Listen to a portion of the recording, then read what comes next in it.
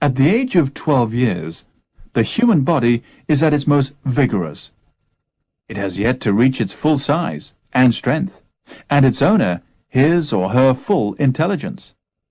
But at this age, the likelihood of death is least. Earlier, we were infants and young children, and consequently more vulnerable. Later, we shall undergo a progressive loss of our vigor and resistance, which, though imperceptible at first, will finally become so steep that we can live no longer, however well we look after ourselves and however well society and our doctors look after us. This decline in vigor with the passing of time is called aging. It is one of the most unpleasant discoveries which we all make, that we must decline in this way, that if we escape wars, accidents, and diseases, we shall eventually die of old age, and that this happens at a rate which differs little from person to person, so that there are heavy odds in favor of our dying between the ages of 65 and 80. Some of us will die sooner. A few will live longer, on into a 9th or 10th decade.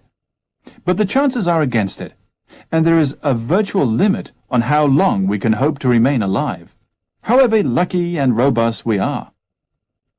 Normal people tend to forget this process unless and until they are reminded of it.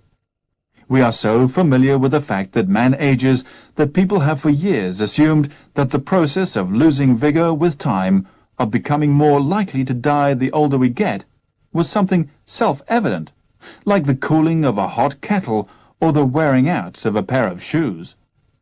They have also assumed that all animals, and probably other organisms such as trees or even the universe itself, must, in the nature of things, wear out.